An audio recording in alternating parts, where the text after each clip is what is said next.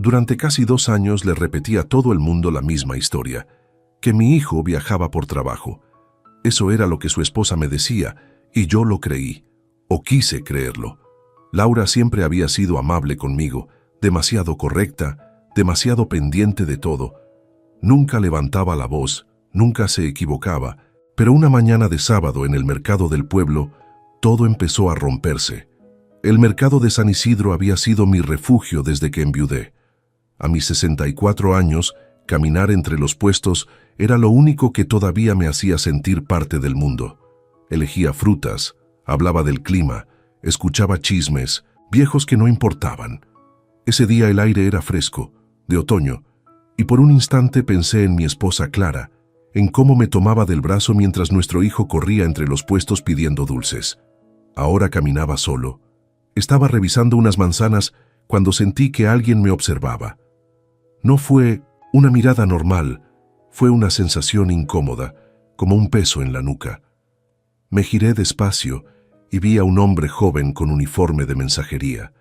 Estaba pálido, nervioso. Cuando nuestras miradas se cruzaron, bajó los ojos. Se acercó después de unos segundos eternos. «¿Usted es el señor Martín Salgado?», preguntó en voz baja. Asentí. «Soy el padre de Daniel Salgado», añadió él como si confirmara algo que ya sabía. «No puedo seguir guardando esto». Miró alrededor con miedo y me puso un paquete pequeño en las manos, envuelto en papel marrón. «Véalo usted solo», susurró. «La verdad importa, aunque duela». Quise hacerle preguntas, muchas, pero ya se alejaba entre la gente. Desapareció como si nunca hubiera estado allí. Me quedé inmóvil, sosteniendo ese paquete mientras la vida seguía alrededor. Personas comprando verduras, niños corriendo, risas, todo igual, pero yo sentía que algo se había torcido para siempre. Volví a casa sin encender la radio. El silencio me parecía más honesto. El paquete iba en el asiento del copiloto, como si pesara más de lo que mostraba. Durante los 15 kilómetros hasta el rancho, mi cabeza no paró. ¿Qué tenía ese hombre que ver con mi hijo? ¿Por qué hablaba así? ¿Por qué parecía tener miedo? Mi casa estaba al final del camino de tierra, rodeada de campos que habían sido de mi familia por generaciones. Allí había vivido con Clara. Allí había crecido Daniel. Desde que ella murió, el silencio se había vuelto espeso, casi doloroso. Dejé el paquete sobre la mesa de la cocina. La misma mesa donde comimos durante años, donde mi hijo hizo tareas, donde Clara amasaba pan los domingos. Me senté frente a él varios minutos sin tocarlo. Mis manos temblaban. Dentro había 3 cosas: una memoria USB, una carta doblada y una fotografía. La foto me quitó el aire. Era Daniel, mi hijo, delgado, con barba descuidada, los ojos hundidos. Estaba de pie frente a una pared gris, sosteniendo un periódico. La fecha se veía clara, 12 de marzo de ese mismo año. No estaba en ningún país lejano. No había rascacielos ni hoteles de lujo. Solo una pared fría y una mirada apagada. La carta estaba escrita con letra apretada. «Señor Salgado, mi nombre es Rubén Álvarez. Trabajo como repartidor. Durante el último año hice entregas regulares a una residencia privada a nombre de Laura Benítez, su nuera». No seguí leyendo todavía. La memoria USB parecía mirarme. Encendí el viejo portátil de Clara, el que ella me había regalado para hablar con Daniel cuando viajara. Sentí una ironía amarga al hacerlo. Inserté la memoria. Aparecieron varios archivos de video. Abrí el primero. Mi propia cocina apareció en pantalla. Era mi casa, grabada desde arriba. La Montsony fecha marcaba una tarde en la que yo no estaba. Vi a Laura entrar con su llave, ir directo al armario donde guardo documentos importantes. Fotografió papeles, uno por uno, con calma. 4 minutos después se fue. Abrí otro video, luego otro. En todos hacía lo mismo. Revisaba, fotografiaba, anotaba. El último archivo era un informe médico. Paciente, Daniel Salgado Ruiz. Centro, residencia El Robledal. Diagnóstico, deterioro cognitivo severo. Tutora legal, Laura Benítez. La fecha de ingreso coincidía exactamente con el supuesto viaje de trabajo. Me quedé sentado, sin moverme, entendiendo por fin algo terrible. Mi hijo no estaba viajando, nunca lo había estado, y yo había ayudado a esconder la mentira. Esa noche no dormí. Me quedé sentado frente al viejo portátil, viendo una y otra vez los videos hasta que el amanecer comenzó a filtrarse por las cortinas. Cada nuevo detalle me dolía más que el anterior. Laura entrando con total seguridad, revisando los cajones de Clara, tocando las cosas de mi esposa como si fueran suyas. En uno de los videos incluso la vi abrir la cajita donde Clara guardaba las joyas de su madre. Las miró, las contó y las volvió a dejar en su sitio. Nada robado, solo registrada, analizada, como quien estudia un mapa. Cuando la luz del día empezó a iluminar la cocina, sentí una claridad distinta, peligrosa. Ya no era miedo. Era una determinación que me quemaba por dentro. Si todo aquello era cierto, si mi hijo llevaba más de 3 años encerrado, entonces no había tiempo que perder. Pero tenía que ser cuidadoso. Si Laura era capaz de todo eso, no podía saber que yo lo sabía. A las 8 de la mañana, mientras preparaba café, sonó mi teléfono. Era ella. «Buenos días, don Martín», dijo con su tono amable. «Me surgió un imprevisto en el trabajo. ¿Podría quedarse hoy con los niños un rato? Le prometo que no será mucho». «Claro», respondí lo más tranquilo que pude. «Encantado de tenerlos por aquí». Una hora después, Tomás y Lucía corrían por la casa. Él, con 6 años, no paraba de hablar. Ella, de 8, observaba todo con esos ojos, oscuros que siempre me recordaban a su padre. Mientras horneábamos galletas, Lucía me miró seria. «Abuelo, ¿cuándo vuelve papá?», preguntó con voz baja. Sentí un nudo en la garganta. «Tu papá los quiere muchísimo», le dije, intentando mantener la voz firme, «y está haciendo todo lo posible por volver». «Pronto», Tomás intervino. «Mamá dice que papá está muy ocupado, que ya no se acuerda de nosotros». Lo abracé a los dos. «No, hijitos, su padre jamás los olvidaría. Los lleva aquí», me toqué el pecho. «Siempre». Después de jugar, los niños se fueron al jardín. Lucía dibujaba bajo el manzano. Cuando vino a mostrarme su dibujo, casi se me rompe el corazón. Había dibujado a toda la familia tomada de la mano. Ella, su hermano, yo, y un poco más arriba, una figura con alas, su abuela Clara. Pero su papá estaba separado del resto por una línea oscura. «Está lejos», me dijo, «pero pronto volverá». «¿Verdad?», asentí sin poder hablar. Esa imagen se me grabó en la cabeza. Una línea dividiendo a la familia. Y yo iba a borrarla, aunque me costara la vida. A las 6 de la tarde llegó Laura. Perfecta, como siempre. Ropa de marca, perfume caro, sonrisa impecable. «Gracias por cuidarlos, don Martín», dijo al entrar. «Usted es un ángel». «Cuando quiera», respondí fingiendo naturalidad. Mientras los niños se despedían, ella dejó caer el comentario que me confirmó sus intenciones. «Ah, por cierto», dijo con tono casual, «estoy revisando unos documentos de Daniel, unas inversiones. Pensé que tal vez Clara guardó copias en esta casa. ¿Puedo venir mañana y buscar juntas?». Puse mi cara de viejo despistado. «Claro, no hay problema, aunque no sé si tengo algo de eso». Ella sonrió. «Perfecto, mañana paso entonces». Cuando se fue, me quedé de pie junto a la ventana, mirando las luces traseras de su coche perderse en la oscuridad.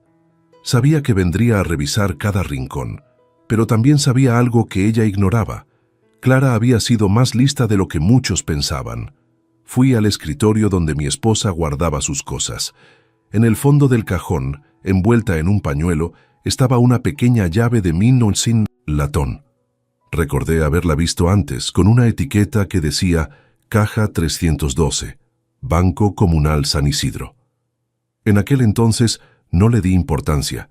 Clara había muerto poco después y yo no tuve ánimo para preguntar. Al amanecer siguiente, conduje hasta el banco. La empleada revisó mis papeles y me llevó hasta una sala privada.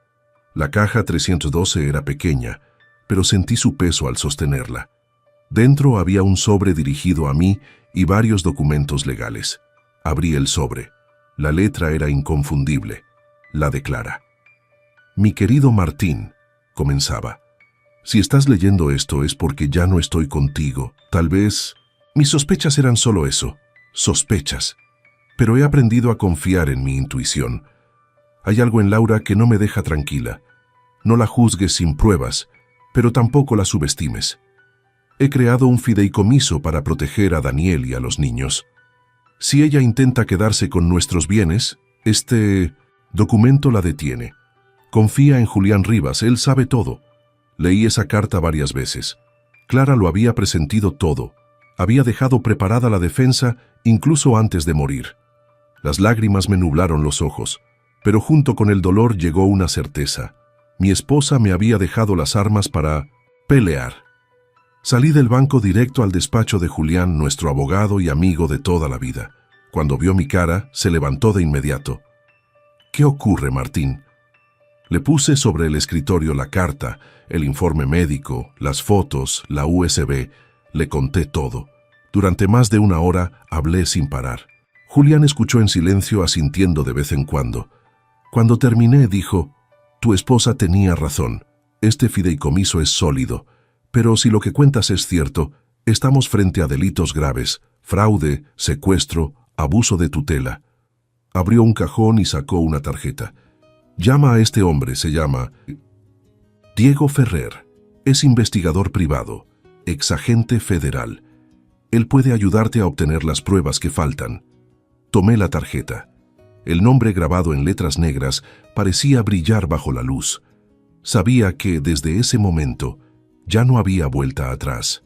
Aquella noche, el viento soplaba fuerte sobre los campos cuando Diego Ferrer llegó al rancho.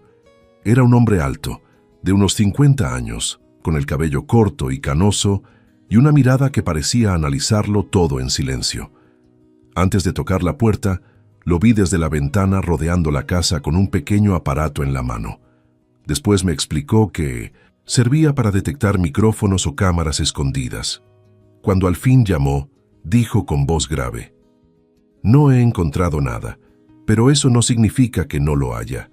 Asuma que todo lo que diga aquí podría ser escuchado». Nos sentamos en la cocina, los dos hablando casi en susurros.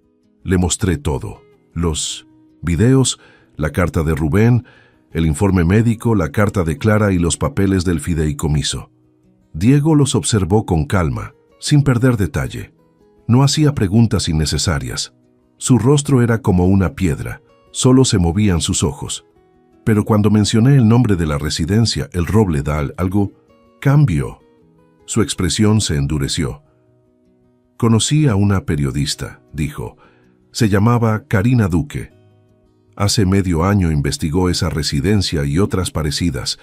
Publicó un reportaje sobre abusos en tutelas médicas. A los 2 días el artículo desapareció de Internet. 2 semanas después, la encontraron muerta, en un accidente en la carretera. Nunca hallaron al conductor». Lo miré en silencio. «¿Está diciendo que la mataron?» «Estoy diciendo que esa gente no juega limpio. Si eliminan periodistas, ¿usted cree que se detendrían ante un viejo ranchero?». Me miró fijo. «Si va a seguir adelante, debe entender en teaching qué terreno pisa». Tragué saliva, pero no dudé. «No pienso rendirme. Mi hijo sigue vivo y lo voy a sacar de ahí». Diego asintió. «Entonces haremos esto bien. Yo entraré en el Robledal. Tengo contactos. Puedo fingir que quiero internar a un familiar y ver desde adentro qué pasa. Pero no podemos apurarnos. Si sospechan, moverán a su hijo y lo perderemos para siempre». Pasó una semana. Durante esos días aprendí las reglas de seguridad operativa, como él las llamaba. No usar teléfono para hablar del tema, pagar siempre en efectivo, no confiar en nadie. Vivía con el corazón en vilo, pero con una meta clara. Una mañana, mientras arreglaba el tractor, sonó mi celular. Número desconocido. Dudé, recordando la advertencia de Diego, pero contesté. «Diga». Una voz distorsionada, casi metálica, habló al otro lado. Deje de hacer preguntas sobre Daniel Salgado. Olvídese del asunto, vuelva a su vida y disfrute de sus últimos años en paz. Esta es la única advertencia. El teléfono se cortó. Me quedé quieto, mirando el aparato. Las manos me temblaban, pero no de miedo, sino de rabia. Envié el mensaje de voz a Diego y a Julián. Era la prueba de que alguien nos estaba vigilando. Esa misma tarde, como si el destino quisiera confirmar mis temores, Laura apareció en el rancho sin avisar. Llegó con su camioneta blanca, vestida impecable, con ese aire de persona segura de sí misma. «Justo estaba por aquí», dijo al bajar. «Traje unos documentos que necesito que firmes. Son cosas médicas de Daniel». Sacó una carpeta del bolso y la dejó sobre la mesa. «Solo son formularios rutinarios. No los abrí». «Gracias. Los revisaré con calma», respondí. «No hay mucho que revisar. Son simples autorizaciones». «Aún así», dije despacio, «prefiero que Julián, mi abogado, les eche un vistazo. Ya sabes, desde que Clara murió soy más cuidadoso». Por un segundo vi algo en sus ojos, un destello de ira apenas contenido, pero enseguida volvió su sonrisa. «Por supuesto, don Martín, no hay problema». Se marchó sin más. Esa noche le envié los documentos escaneados a Julián. Me llamó 20 minutos después.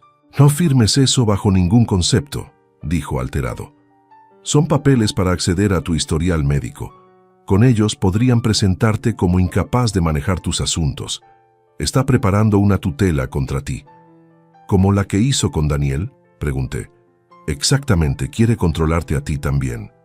2 días después llegó la confirmación. Un mensajero me entregó un sobre oficial del juzgado. Era una citación. Petición de evaluación de competencia mental. Demandado, Martín Salgado. Peticionaria, Laura Benítez. Leí las acusaciones con incredulidad. Olvidos frecuentes, confusión, paranoia, duelo. Prolongado. Incluso había una declaración de mi doctora diciendo que me notaba distraído. Todo era mentira. La audiencia se fijaba para 3 semanas más tarde. Si Laura ganaba, se convertía en mi tutora legal, con control total de mis bienes y del rancho. Yo sería otro prisionero, como mi hijo. Llamé a Julián de inmediato. «Es un ataque en toda regla», me dijo. «Debemos demostrar que la tutela de Daniel es falsa antes de esa fecha. Si logramos eso, se cae todo su caso. Pero tenemos solo 21 días, Martín». Cada día que pasaba era una carrera contra el tiempo.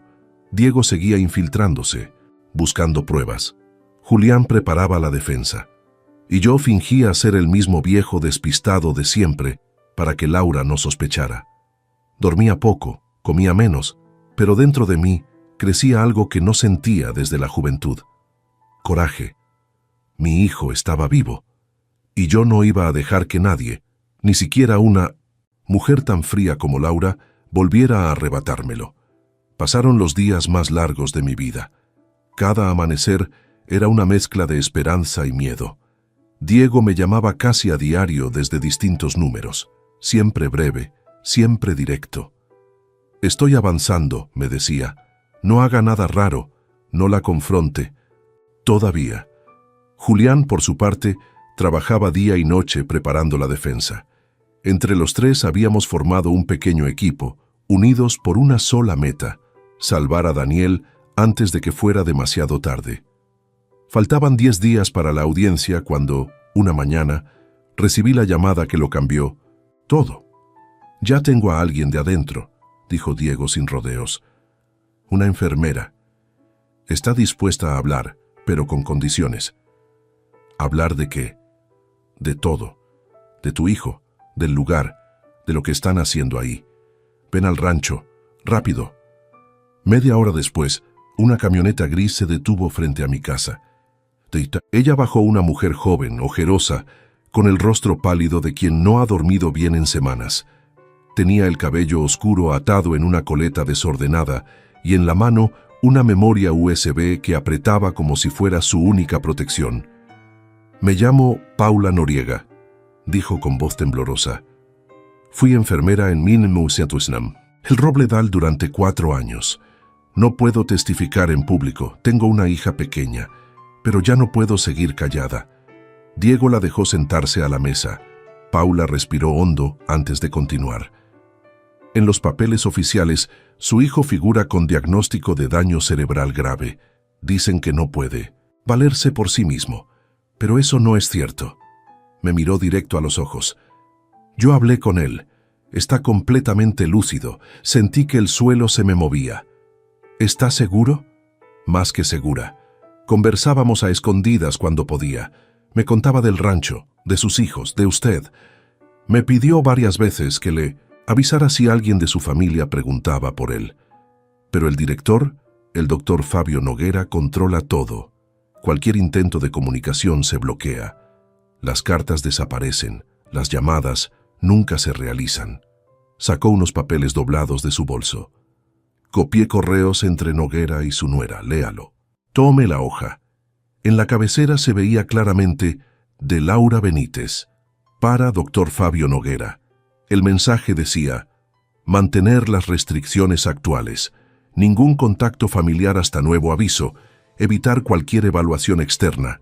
Recuerde que el diagnóstico debe permanecer sin cambios. Noguera había respondido: entendido. Seguiremos el protocolo acordado. No pude seguir leyendo. Mi vista se nubló.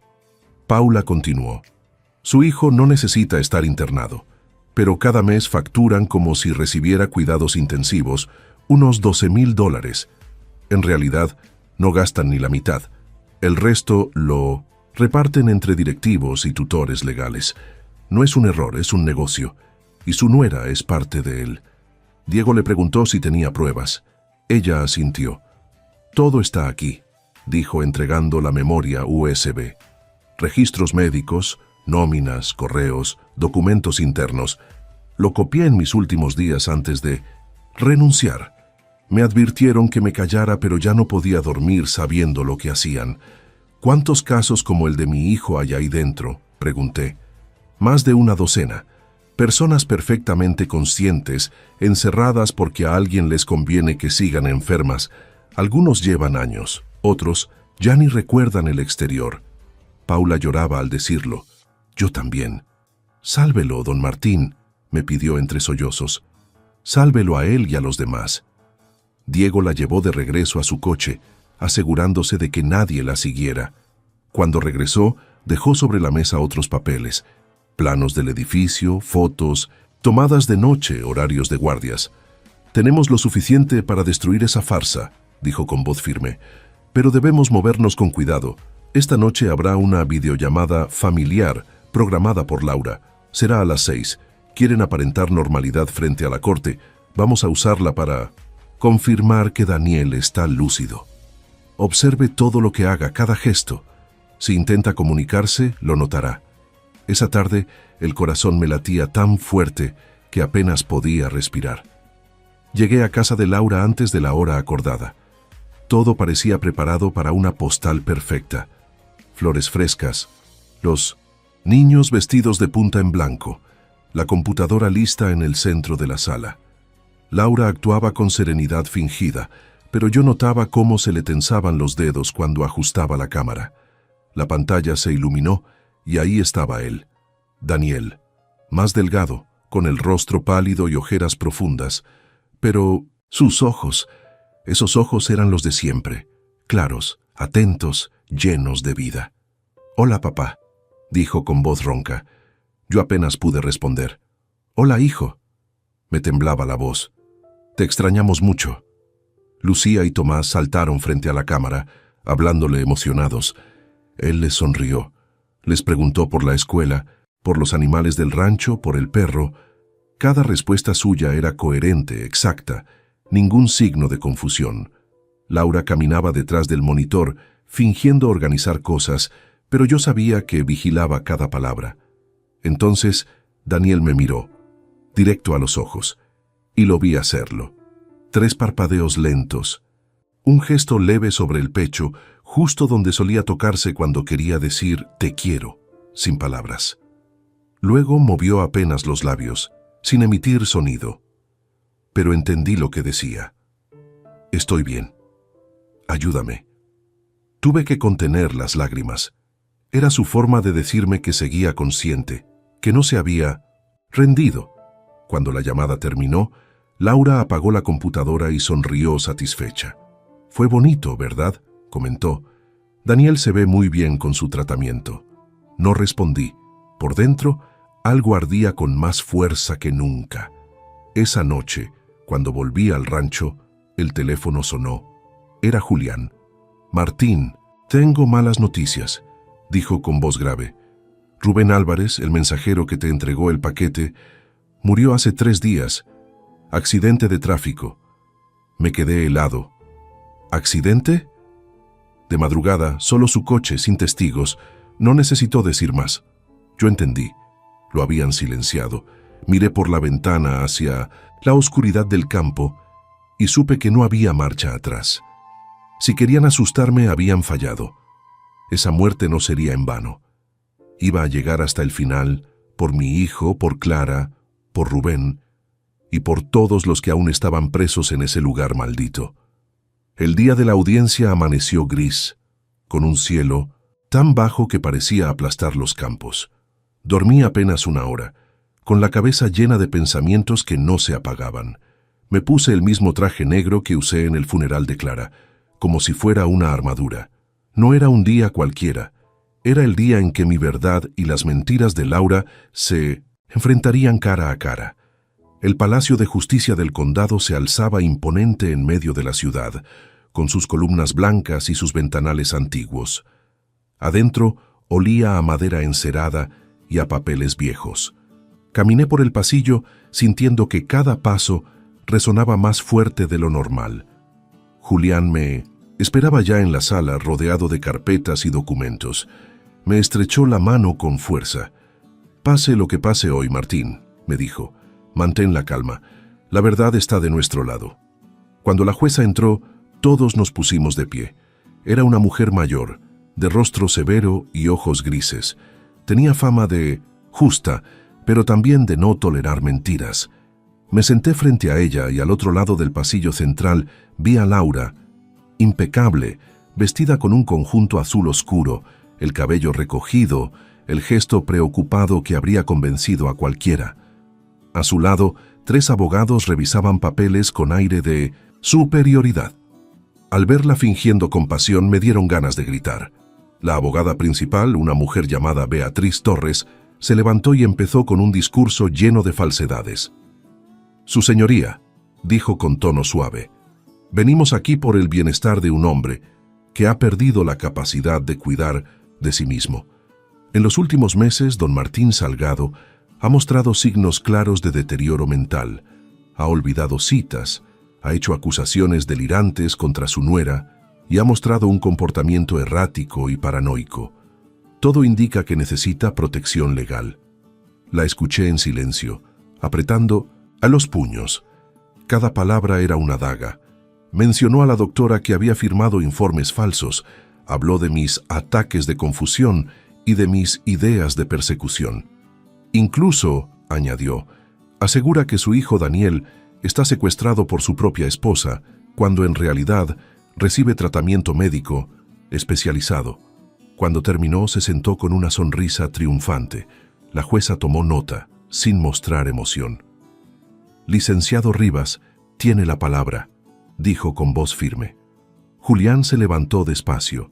Su tono era tranquilo, pero su mirada encendida. «Su señoría, la realidad es exactamente la contraria. Mi cliente no es un anciano confundido. Es un hombre que ha descubierto una trama criminal. La señora Benítez no solo engañó a toda la familia durante años, sino que también mantuvo a su esposo recluido ilegalmente en una residencia, mientras intentaba quedarse con los bienes familiares». Beatriz saltó. «Protesto, señoría. Es una acusación gravísima y sin pruebas». La jueza levantó la mano. «Silencio. Quiero ver a dónde lleva esto». «Continúe, licenciado».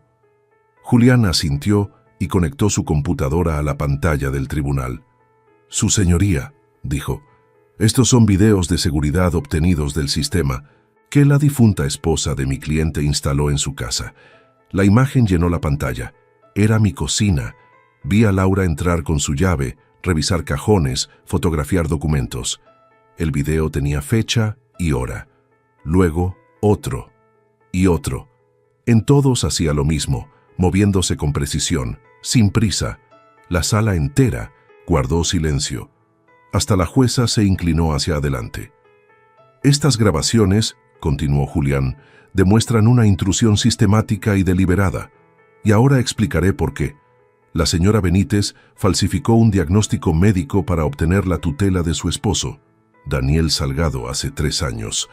Desde Miró. Entonces, él ha estado encerrado en la residencia El Robledal sin necesidad médica alguna. Tenemos pruebas directas. Beatriz se levantó furiosa. Eso es mentira. El señor Salgado está incapacitado. Sacarlo podría matarlo. La jueza golpeó la mesa con la masa. Basta. Si el señor Salgado está tan enfermo como usted afirma, una evaluación independiente lo confirmará. Se volvió al alguacil. Ordeno que el paciente Daniel Salgado sea trasladado hoy mismo a este tribunal para una evaluación psiquiátrica por un experto forense. Suspendemos la audiencia hasta las 2 de la tarde. El sonido de la masa retumbó en la sala. Laura se quedó pálida. Sus abogados cuchicheaban entre ellos, buscando desesperados una salida. Pero ya era tarde. A las 2 en punto, el portón de la sala se abrió. 2 enfermeros empujaban una silla de ruedas.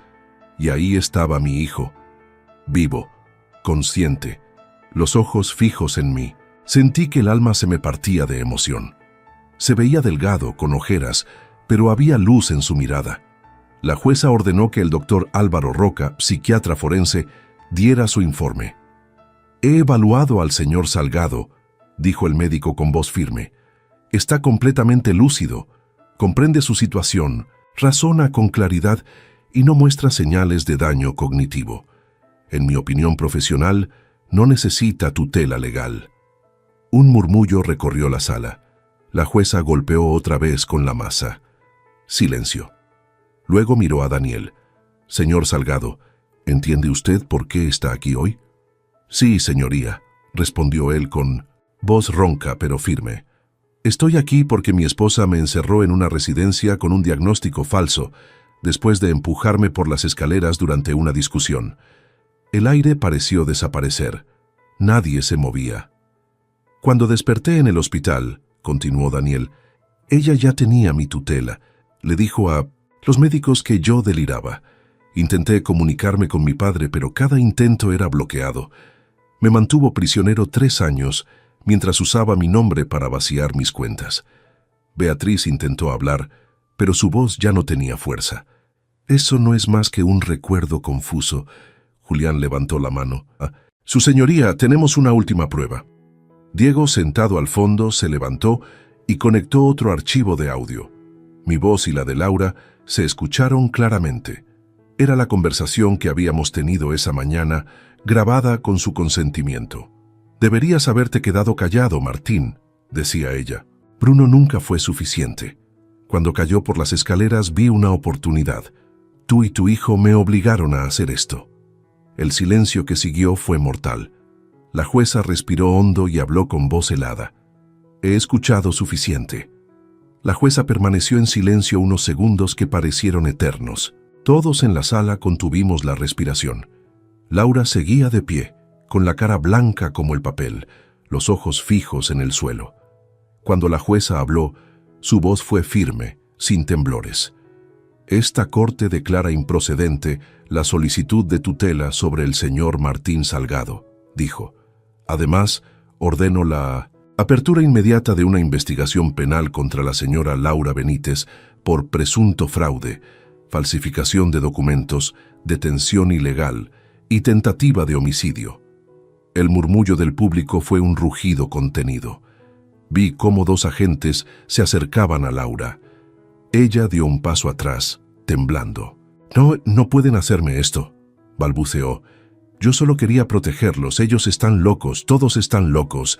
Intentó zafarse, pero los agentes la sujetaron. Por primera vez en años, la vi perder el control. Su máscara perfecta se desmoronó frente a todos. ¡Martín!, gritó mientras la arrastraban hacia la puerta. Tú no sabes lo que haces. «Esto no termina aquí». No respondí. Solo la miré irse, sintiendo un peso enorme levantarse de mis hombros. Daniel, desde su silla, me miró con lágrimas en los ojos.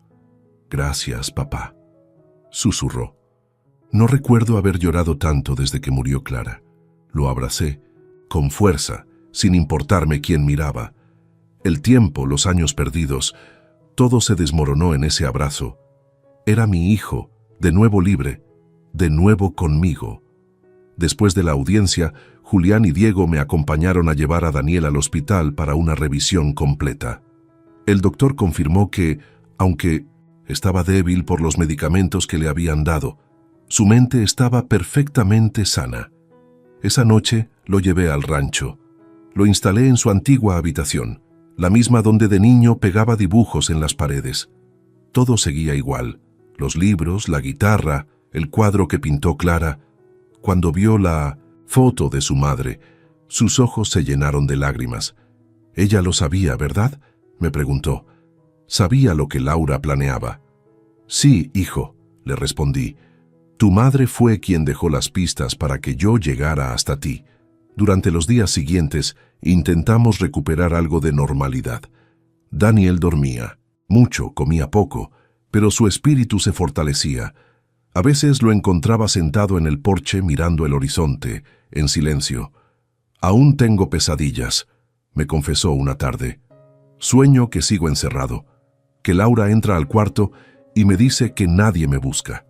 «Ya pasó, hijo», le dije poniendo una mano en su hombro. «Nadie volverá a tocarte», pero en el fondo sabía que aquello no había terminado. Laura no era del tipo de persona que aceptaba perder, y menos con tanto dinero de por medio. Una semana después, Diego apareció sin avisar. Llevaba el ceño fruncido y una carpeta gruesa en la mano. «Tenemos un problema», dijo apenas lo vi. Nos sentamos en la cocina. «El caso contra Laura avanzaba bien», explicó. «Pero el director de El Robledal, el doctor Noguera, desapareció anoche. Su oficina fue vaciada, los archivos borrados, y alguien filtró tu dirección». «¿Mi dirección?», pregunté, alarmado. «Sí, alguien del juzgado, probablemente comprado. No quiero asustarte, pero si Laura tiene aliados afuera, podrían intentar algo para silenciarlos a ustedes dos». Miré a Daniel, que escuchaba en silencio. Su rostro se endureció. «No pienso volver a esconderme», dijo con voz firme. «Si quieren venir, que vengan, pero esta vez no me van a encerrar». Diego asintió. «Aún así debemos ser precavidos. Instalé cámaras alrededor del rancho y un sistema de alarma. Si algo raro ocurre, salgan por la puerta trasera y sigan el camino hacia el viejo granero. Ahí los recogeré». Durante las noches siguientes, dormíamos con un ojo abierto.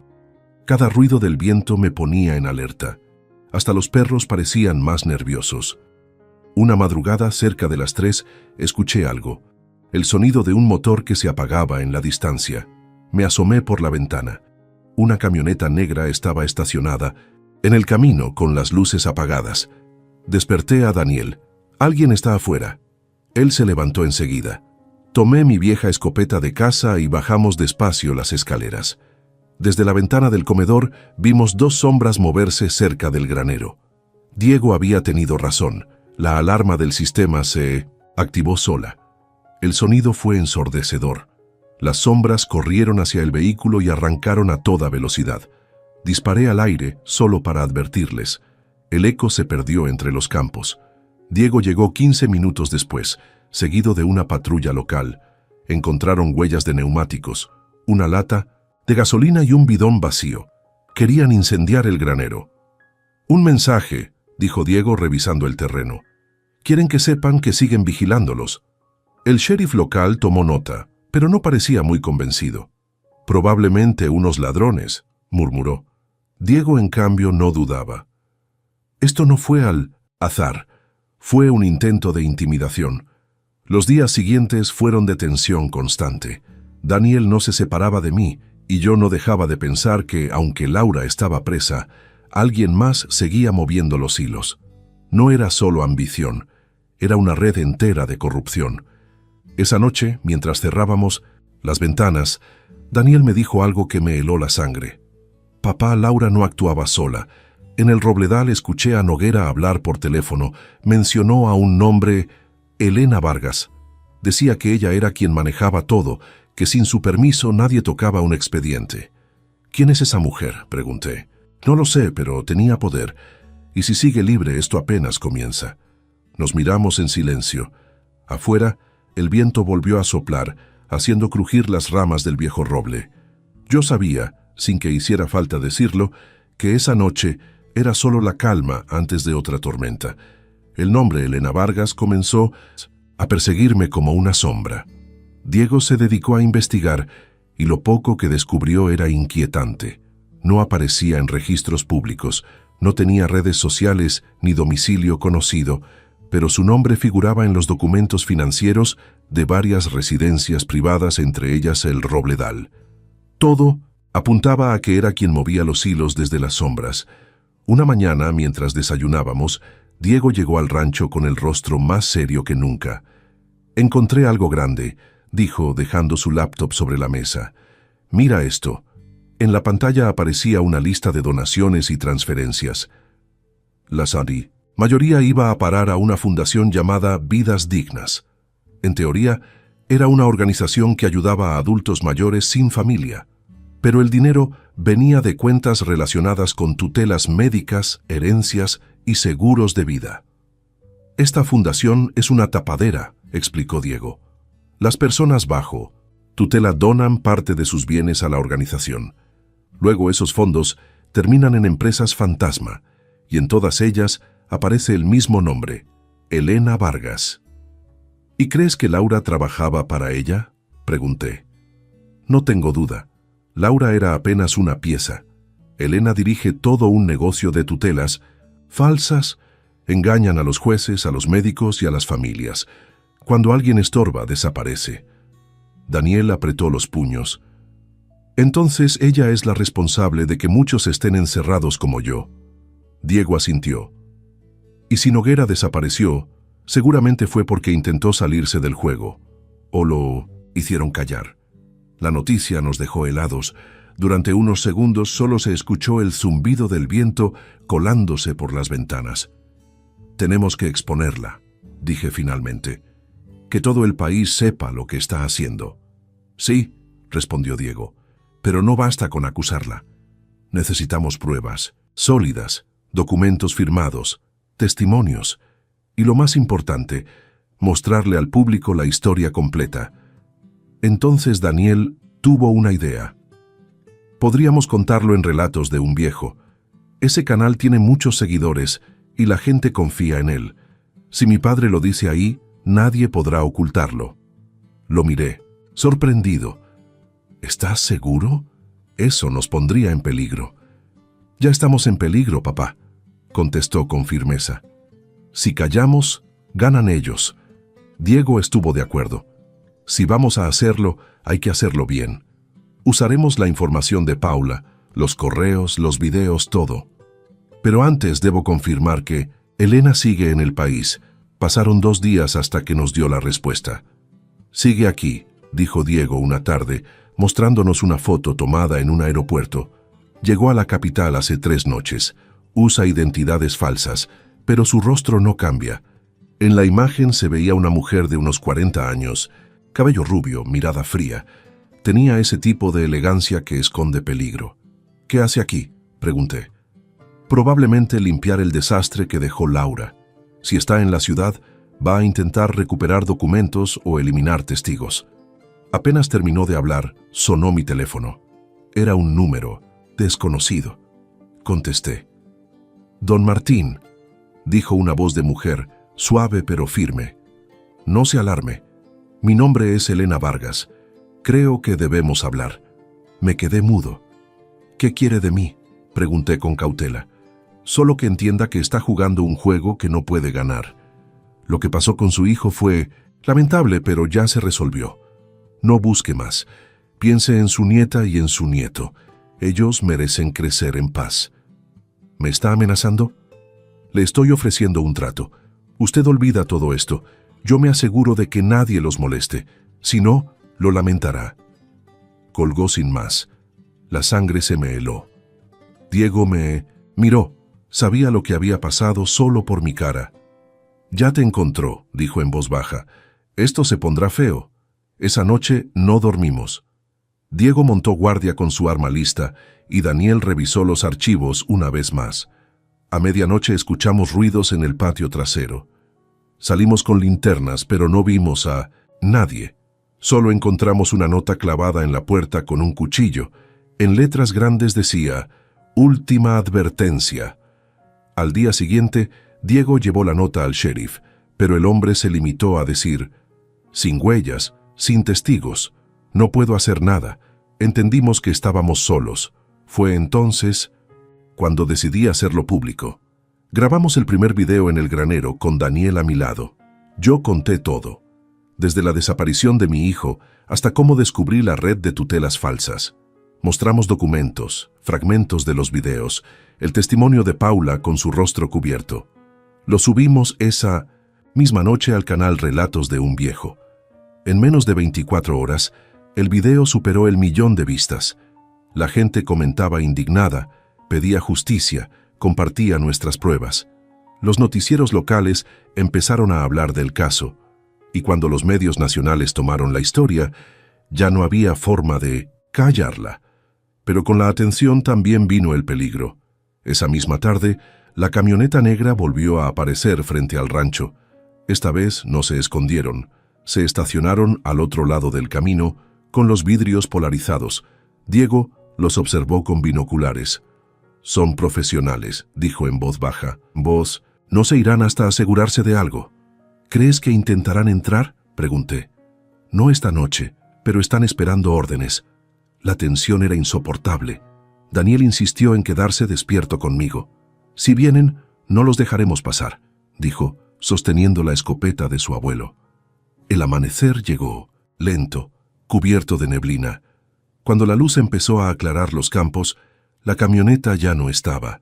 Solo quedaban las marcas de sus llantas sobre el barro. Diego sonrió con cansancio. «Se fueron, pero volverán». Y tenía razón, porque al día siguiente, mientras revisaba el correo, encontré un sobre sin remitente en el buzón. Dentro había una sola fotografía, una imagen tomada desde lejos, donde se veían Lucía y Tomás jugando en el jardín de la escuela. Detrás, una frase escrita con tinta roja. «No todos los finales son felices, don Martín». Sentí que el mundo se detenía al ver aquella fotografía. Las manos me temblaban tanto que la hoja casi se me cayó. Mis nietos, Lucía y Tomás, jugando inocentes, sin imaginar el peligro que los acechaba. Daniel, al verme pálido, me arrebató el sobre. Cuando leyó el mensaje al reverso, su rostro cambió. Sus ojos, que tanto habían sufrido, se encendieron con una rabia que nunca le había visto. «No van a tocarlos», dijo entre dientes. «Te lo juro, papá, no van a tocarlos». Diego llegó minutos después. Le mostramos la foto y se quedó en silencio unos segundos. «Esto ya pasó el límite», murmuró. «Van por los niños. Eso significa que Elena está desesperada. Si se siente acorralada es capaz de cualquier cosa». «¿Qué hacemos?», pregunté. «Primero los sacamos de aquí», dijo con firmeza. «¿Dónde están ahora?» «En casa de una amiga de Clara, en el pueblo», respondí. Laura solía llevarlos ahí los fines de semana. «Entonces tenemos poco tiempo. Empaquen lo esencial. Nos vamos ya». En menos de media hora estábamos en la camioneta de Diego rumbo al pueblo. Mientras avanzábamos, el silencio era pesado. Daniel iba al volante. Yo sostenía el teléfono, revisando cada mensaje. Tenía miedo de que Elena supiera hasta nuestros movimientos. Al llegar, encontramos la casa de doña Teresa, la amiga de Clara, con las persianas cerradas. Toqué la puerta, pero nadie respondió. El corazón me golpeaba el pecho. Volví a golpear, más fuerte. Nada. Diego dio un rodeo por el costado y miró por una ventana. «No hay nadie», dijo con la voz tensa. «Eso no puede ser», dije. «Ella nunca sale sin avisar». Empujé la puerta y para mi sorpresa cedió. Dentro todo estaba revuelto. Había vasos rotos en el piso, sillas caídas y en la mesa del comedor un teléfono con la pantalla encendida. mostrando un mensaje sin enviar. Martín, se los llevaron. El aire se me fue del cuerpo. No, grité. No puede ser. Daniel me sostuvo. Tranquilo, papá. Los vamos a encontrar. Diego sacó su radio. Tengo que hacer una llamada, dijo. Conozco a alguien en la policía estatal que aún no está comprado. Si se mueven rápido, tal vez intercepten el vehículo. Mientras hablaba, yo caminaba sin rumbo por la casa, mirando las fotos familiares, los juguetes tirados. No podía dejar de pensar en las risas de mis nietos, en sus voces. La impotencia me consumía. Diego colgó después de unos minutos.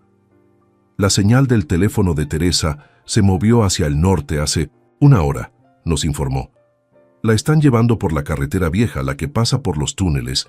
Si nos apuramos, podemos alcanzarlos antes de que crucen el límite del condado. Subimos a la camioneta a toda prisa.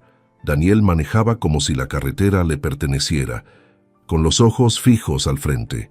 Yo rezaba en silencio. El viento golpeaba las ventanas y el motor rugía con fuerza. Cada kilómetro era una eternidad. En un punto del camino, Diego alzó la mano. «Frena. Ahí adelante». A lo lejos, una furgoneta blanca estaba detenida al costado del camino, medio escondida entre los árboles. Diego bajó con el arma lista, avanzando despacio. Daniel y yo lo seguimos. Cuando se acercó, golpeó la puerta del conductor. Nadie respondió. Abrió lentamente y encontró las llaves puestas y el asiento vacío. En el suelo había un peluche de Lucía. «Se los llevaron», susurró Daniel levantando el juguete con las manos temblorosas. «Estuvieron aquí». Diego revisó el interior. En la parte trasera había cuerdas cortadas y una mancha de sangre seca. «No puede ser mucha», dijo. «Tal vez se defendieron». Miró el camino de tierra que seguía más allá. «Por aquí no hay nada más que la mina vieja. Si Elena está al mando, los esconderá en un sitio apartado donde nadie mire». El sol comenzaba a ponerse tiñendo todo de rojo. Seguimos el camino unos 5 kilómetros hasta que el motor empezó a protestar. La mina abandonada apareció entre los árboles, una estructura oxidada y cubierta de maleza. El lugar olía a humedad y a óxido. «Aquí es», dijo Diego. «No hagan ruido. Entramos con linternas». Los pasillos eran oscuros. El eco multiplicaba nuestros pasos. De pronto, escuchamos algo. Un sollozo, débil, proveniente de una galería lateral. Daniel corrió hacia el sonido. Ahí, detrás de unos tablones, encontramos a Teresa amarrada y con la boca cubierta con cinta. La desatamos rápido. «¿Dónde están los niños?», le pregunté. «Se los llevaron al fondo». «Una mujer los dirigía», dijo entre jadeos. «Rubia, de ojos fríos». Dijo que esto era solo un mensaje. «Elena». Diego hizo una seña. Silencio. Un ruido metálico sonó a lo lejos. Pasos. Voces. Nos escondimos detrás de una vieja máquina oxidada. 2 hombres entraron con linternas y armas cortas. Hablaban entre ellos. «La jefa dijo que los mantuviéramos aquí hasta que llegara», dijo uno. «¿Y luego qué?», preguntó el otro. «Luego, los viejos entenderán». Cuando se alejaron, Diego susurró: «Hay 2 por lo menos, puede que más. Tenemos que actuar ahora. Si Elena llega, será tarde». Me miró directo. «Martín, quédate con Teresa. Daniel y yo vamos por los niños. Si escuchas disparos, sal con ella y pide ayuda». No quería dejarlo ir, pero sabía que tenía razón. Daniel lo siguió sin dudar. Esperé lo que parecieron horas, aunque apenas pasaron 10 minutos. Entonces los gritos comenzaron. 2 disparos, un ruido seco. Mi corazón casi se me sale del pecho. Quise correr, pero Teresa me detuvo. «Espere, ¿oír algo?» Escuchamos pasos corriendo hacia nosotros. Era Diego cubierto de polvo con el arma en la mano. «Están vivos», jadeó. «Daniel los tiene. Vámonos, rápido». Salimos por el mismo túnel por donde entramos. Afuera, el aire libre olía a esperanza. En la parte trasera de la mina, Daniel apareció con Lucía y Tomás en brazos. Estaban asustados pero ilesos. Los abracé hasta quedarme sin aire. «Nos vieron», dijo Diego. «No tardarán en venir más. Suban al auto». Arrancamos de inmediato, mientras detrás de nosotros la mina quedaba envuelta en la oscuridad. Cuando por fin llegamos al rancho, era de madrugada. Los niños dormían, exhaustos. Diego se quedó vigilando afuera. Antes de amanecer se me acercó con el rostro sombrío. «Martín», dijo en voz baja, «uno de los hombres que vimos en la mina sobrevivió. Lo escuché por la radio de la policía. Antes de morir, dijo algo. Ella sabe dónde están». «¿Ella? ¿Elena?», pregunté. «Sí», y juró que volvería por lo suyo. Miré hacia el horizonte, donde el sol empezaba a salir. Supe entonces que la guerra con Elena Vargas apenas comenzaba. El amanecer trajo un silencio extraño. Ni los gallos del rancho cantaron. Solo se escuchaba el zumbido lejano del viento entre los álamos. Dormí poco, sentado junto a la puerta, con la escopeta apoyada en las piernas. Cada crujido de madera me hacía levantar la cabeza. Sabía que Elena no se detendría. Aquella mujer no perdía. Cuando Daniel salió a la galería, tenía el rostro cansado, pero decidido. «Papá, tenemos que sacar a los niños, a los del país», dijo sin rodeos. «No están seguros aquí». «¿Y a dónde los vamos a mandar?», pregunté. «No tenemos a nadie afuera. Conozco a un excompañero que vive en Chile», explicó. «Es piloto y me debe un favor. Podría sacarlos sin levantar sospechas». «¿Y nosotros?», pregunté. «Nos quedaremos, esto debe terminar aquí donde empezó». Diego escuchó todo en silencio y luego asintió. «Estoy de acuerdo. Primero los ponemos a salvo, luego vamos tras ella». Esa misma tarde, los niños partieron con Paula Noriega, la enfermera que había ayudado a exponer el caso. Ella aceptó protegerlos temporalmente, en una zona segura. Lloré al despedirme. Lucía me abrazó fuerte. «Volveré pronto, abuelo», susurró. «Lo sé, mi vida. Sé valiente, como tu padre». Cuando el coche desapareció por el camino de grava, sentí que algo en mi interior se rompía, pero también que debía mantenerme firme. Era momento de enfrentar el monstruo que había causado tanto daño. Diego extendió sobre la mesa un mapa del condado. «He estado rastreando los movimientos de Elena», dijo. «Después del incidente en la mina, usó un helicóptero privado para trasladarse al sur. Aterrizó en una propiedad a nombre de una empresa fantasma. Inversalud. Está en las montañas, a 80 kilómetros de aquí. ¿Crees que sigue allí?», preguntó Daniel. «Sí. Esa finca es su refugio. Tiene seguridad privada, pero nada que no podamos manejar si somos cuidadosos». Miré el mapa con atención. «Vamos. Esta vez no se escapa». Al día siguiente, antes del amanecer, partimos en silencio. La camioneta avanzaba por caminos de tierra cubiertos de neblina. Diego llevaba una pistola en la cintura. Daniel, un viejo revólver que había pertenecido a su abuelo. Yo no llevaba arma, solo la determinación de un hombre que ya no temía morir. Tras 2 horas de camino divisamos la propiedad. Una mansión moderna rodeada por una cerca metálica y cámaras. Al fondo, un helipuerto y una estructura que parecía un laboratorio. «Esto no es una casa», murmuró Diego. «Es un cuartel». Aparcamos lejos, detrás de una colina. Diego usó unos prismáticos. «Hay al menos 4 guardias en la entrada y 2 patrullando el perímetro», dijo. «Si vamos por la parte trasera, hay un punto ciego cerca del generador eléctrico. Esperamos a que oscureciera. Cuando la noche cayó, avanzamos entre los árboles. Cada paso crujía sobre las hojas secas. Diego cortó la cerca con unas pinzas y nos deslizamos al interior. El olor a combustible era fuerte. Nos movimos pegados a las sombras hasta llegar al generador. De pronto, una voz sonó detrás de nosotros. «¿Buscan algo, señores?». Giramos al mismo tiempo. Un hombre enorme, con una linterna en la mano, nos apuntaba. Diego actuó, primero lanzándose sobre él. Lucharon brevemente hasta que el guardia cayó inconsciente. «Rápido», dijo Diego. «No habrá sido el único». Entramos por una puerta lateral que daba a un pasillo amplio, con piso de mármol y luces frías.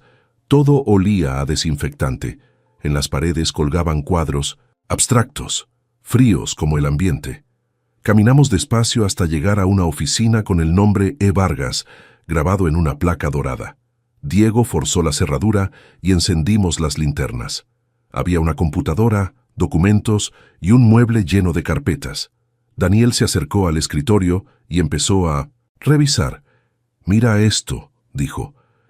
«Registros de pacientes, transferencias, contratos, y hay fotos de varias personas. Algunos nombres coinciden con los del archivo que Paula nos dio». «Pruebas», susurré. «Es todo lo que necesitamos para destruirla». En ese momento, una puerta interior se abrió. Entró Elena Vargas.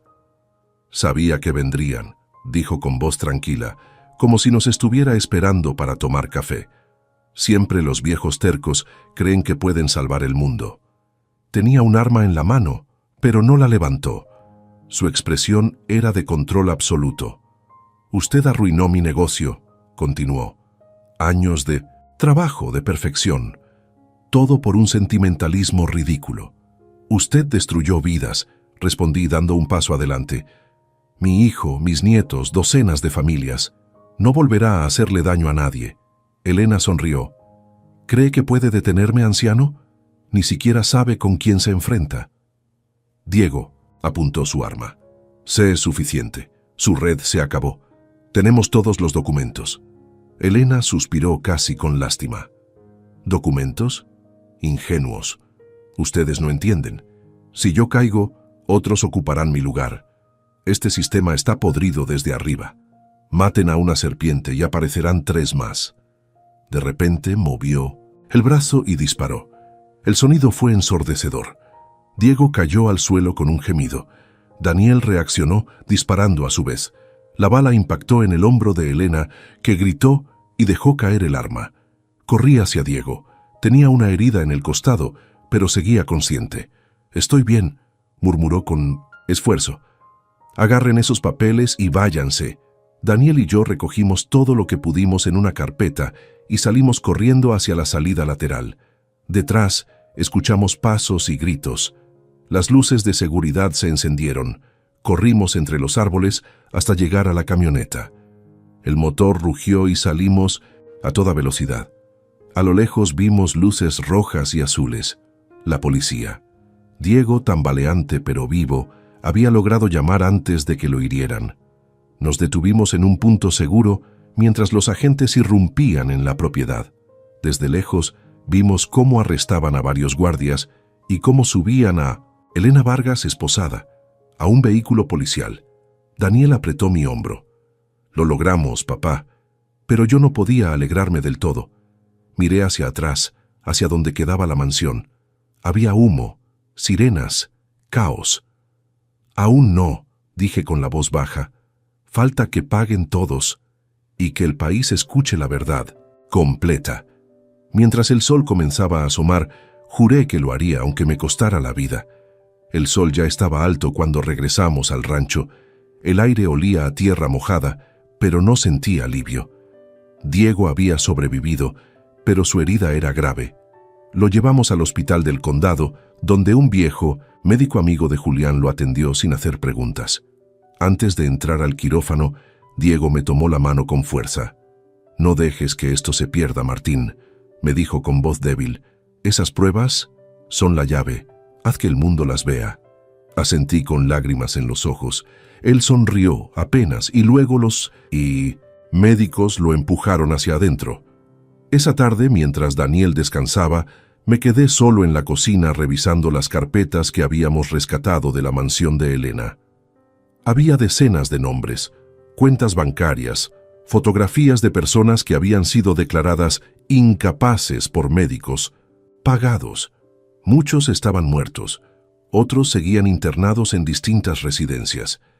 Era una red nacional, mucho más grande de lo que imaginábamos, y cada documento tenía la firma de Elena Vargas, con el sello de Vidas Dignas. Encendí la computadora y comencé a escanear todo. Subí los archivos a una nube segura y luego llamé a Julián. «Tenemos material para hundir a medio país», le dije. «Entonces prepárate», contestó él. Mañana haremos una conferencia. La prensa quiere escucharte. Después de lo de Elena, el caso está en todos los noticieros. Colgué y miré el retrato de Clara sobre la repisa. Lo logramos, vieja, susurré. Tu instinto nunca falló. Esa noche Daniel se sentó conmigo en el porche. El cielo estaba claro, lleno de estrellas. ¿Sabes?, dijo. Siempre pensé que el odio me iba a consumir, pero ahora siento algo distinto. No sé si es paz o cansancio. Es justicia, hijo, le respondí. No es lo mismo que venganza. La justicia te deja dormir, la venganza no. Me sonrió, pero sus ojos seguían tristes. Aún así, no puedo dejar de pensar en Diego. Le debemos todo. Saldrá de esta, le dije, más para convencerme a mí mismo que a él. El amanecer siguiente fue un torbellino. Periodistas en la entrada del rancho, patrullas, cámaras. Julián llegó con su maletín y un grupo de reporteros. Daniel y yo preparamos el video final, donde mostraríamos todo: los correos, las facturas, las grabaciones de Elena, las pruebas de los sobornos. Lo transmitimos en directo desde Relatos. De un viejo. Mi voz temblaba, pero hablé con el corazón. Durante años, estas personas se aprovecharon de los más vulnerables, robaron vidas, destruyeron familias, todo en nombre de una protección que no era más que un negocio sucio. Hoy decimos basta. Las imágenes aparecieron una a una, los documentos, las caras de las víctimas, los nombres de los cómplices. La gente empezó a compartir el video, a comentar, a exigir justicia. En pocas horas, era tendencia en todo el país. Sin embargo, mientras las cámaras se apagaban, Diego me llamó desde el hospital. Su voz sonaba débil. «Martín, escúchame bien», dijo con esfuerzo. «Elena no estaba sola. Ella solo era una intermediaria. Hay alguien más arriba, alguien con poder político». «¿Quién?», pregunté alarmado.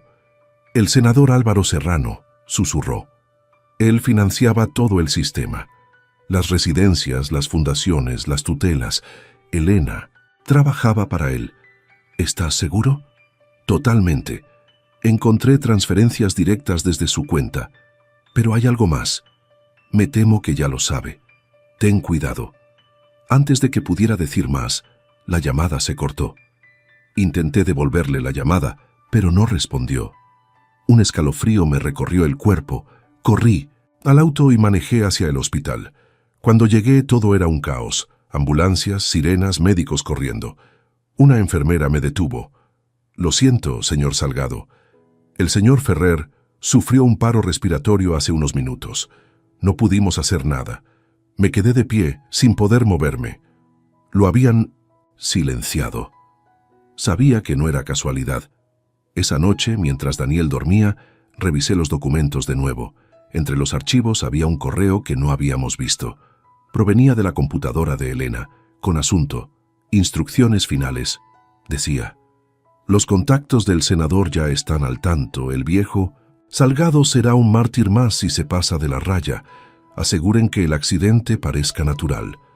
Mi corazón dio un vuelco. Querían matarme.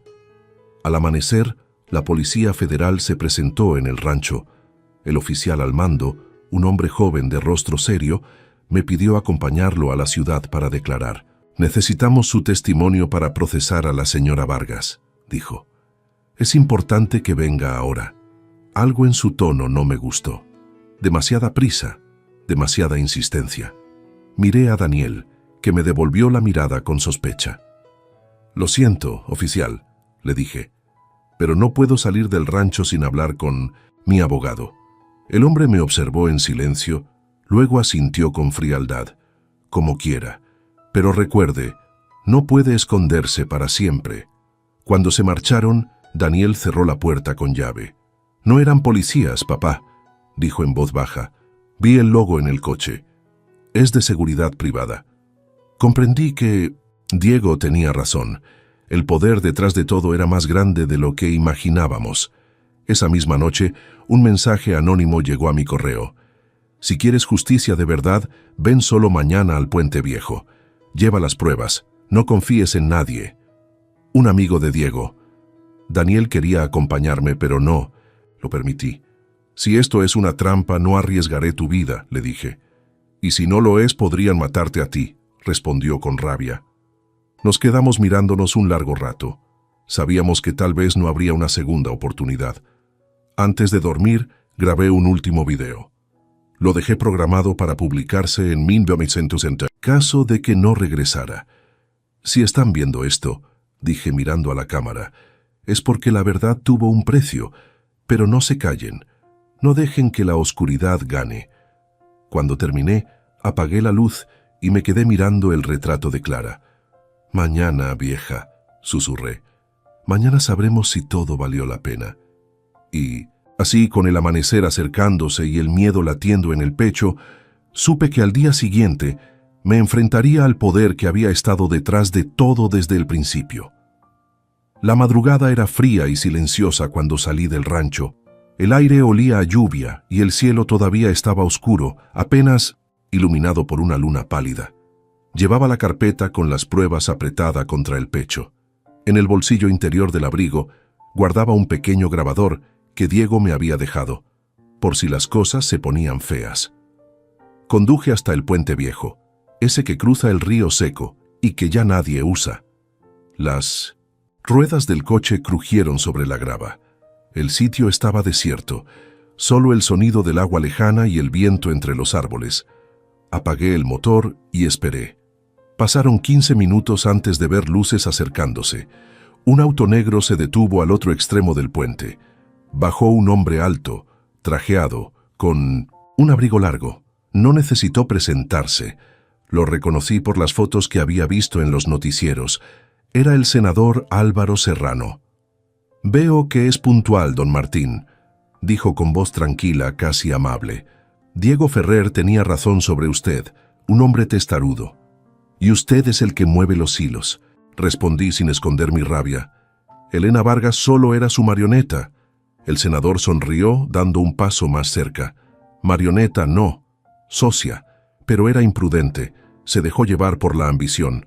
Usted la expuso, y eso me obligó a intervenir. ¿Intervenir? Usted permitió que encerraran a mi hijo, que mataran a inocentes. Serrano suspiró como si habláramos de negocios, no de vidas humanas. Mire, viejo, usted no entiende cómo funciona el mundo. Todo esto, dijo señalando con la mano al vacío, es política, dinero, poder. Yo no mato a nadie, solo mantengo el sistema en marcha. El mismo sistema que se alimenta de la miseria de otros, dije con voz temblorosa. Llámelo como quiera, pero le estoy ofreciendo una salida. Sacó un sobre del bolsillo y lo arrojó a mis pies. Ahí dentro hay un cheque con muchos ceros. Usted se retira, deja de hablar y podrá vivir tranquilo con su hijo y sus nietos. Le aseguro que nadie volverá a molestarlo. Lo miré a los ojos. En su rostro no había culpa, solo soberbia. Ya lo intentaron todo, le dije, pero no me vendo. Serrano sonrió, pero sus ojos se volvieron fríos.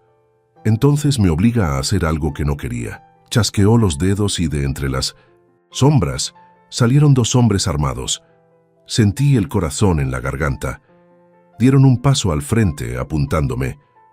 Le agradezco su valor, dijo el senador, pero es mejor morir como héroe que vivir como problema. Entonces, un sonido rompió el silencio. El motor de un coche acercándose a toda velocidad. Las luces iluminaron el puente y escuché un grito familiar. «Papá, tírate al suelo».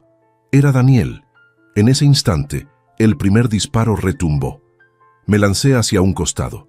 Las balas silbaron, rebotando en el metal oxidado del puente. Daniel atropelló a uno de los hombres, haciendo que el otro se dispersara. Serrano retrocedió furioso. Daniel salió del auto con el revólver en la mano. «Se acabó, senador», gritó. «Todo está grabado». El político se giró hacia mí con una sonrisa torcida. «¿Grabado? ¿Cree que eso importa? En este país la verdad se compra». Apuntó su arma, pero Daniel fue más rápido. El disparo resonó seco, cortando el aire. Serrano cayó de rodillas, con los ojos muy abiertos, una mancha roja extendiéndose en su camisa blanca. Por un momento todo quedó en silencio, solo el goteo del agua del río bajo nosotros. Daniel respiraba agitado, aún con el arma temblando en su mano. Corrí hacia él. «Hijo», le dije. «¿Estás bien?». Asintió, sin dejar de mirar el cuerpo del senador. No tuve opción. Iba a dispararte. Puse una mano en su hombro. «Hiciste lo que debías, pero tenemos que irnos antes de que lleguen sus hombres». Corrimos hacia el auto y salimos del puente.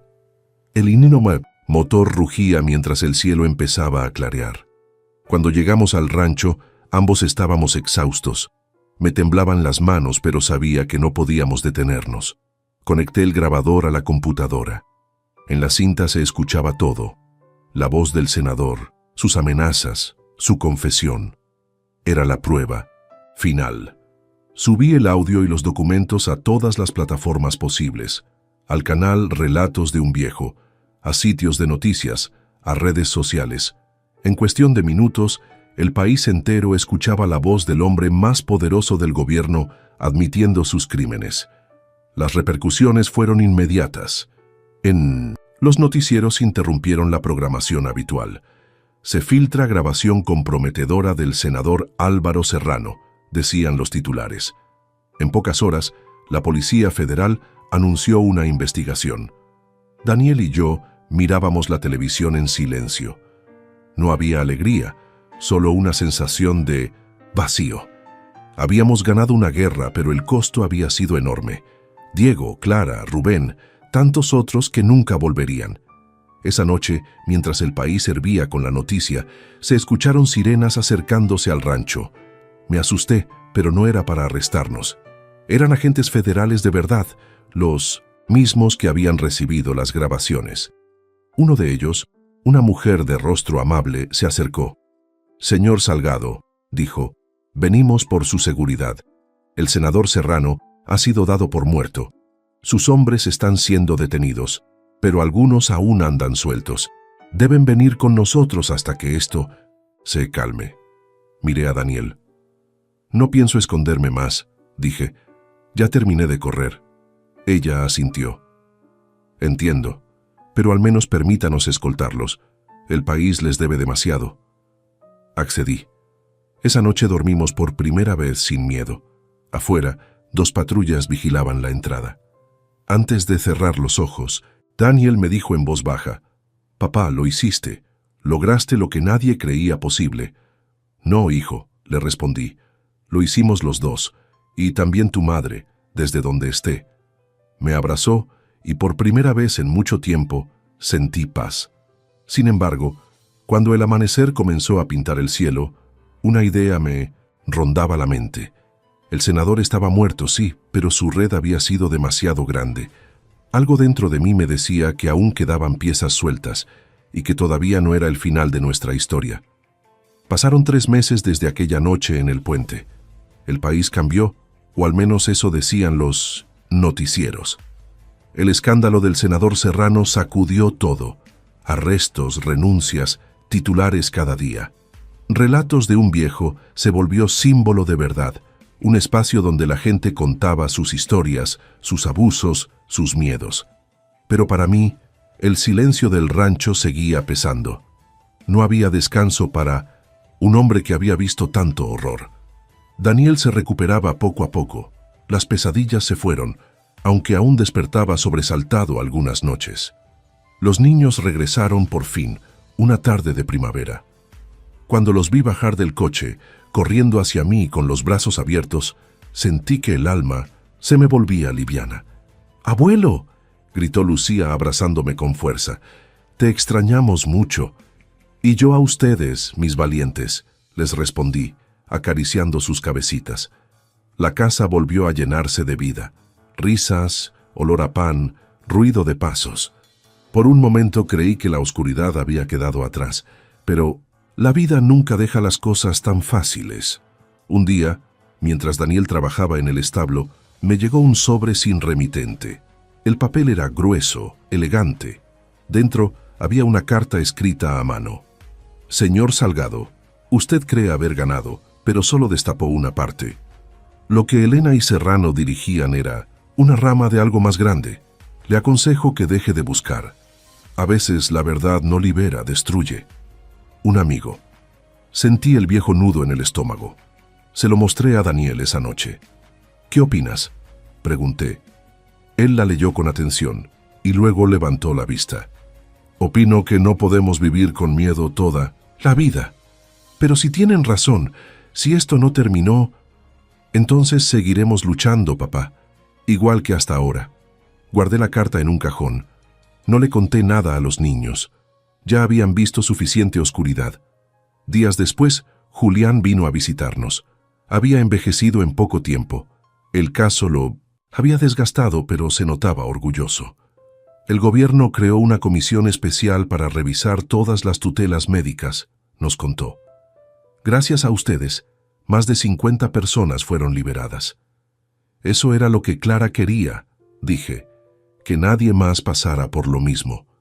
Esa tarde brindamos con vino casero bajo el roble. Fue un momento simple, pero lleno de sentido. Pensé en Diego y en cómo habría sonreído al vernos por fin en paz. Sin embargo, el destino aún guardaba una última carta. Una noche, mientras todos dormían, el teléfono del rancho sonó. Era un número oculto. Dudé, pero contesté. ¿Señor Salgado? Una voz femenina, suave, casi un susurro. ¿Quién habla? Una vieja conocida, digamos que alguien que sobrevivió. El corazón me dio un vuelco.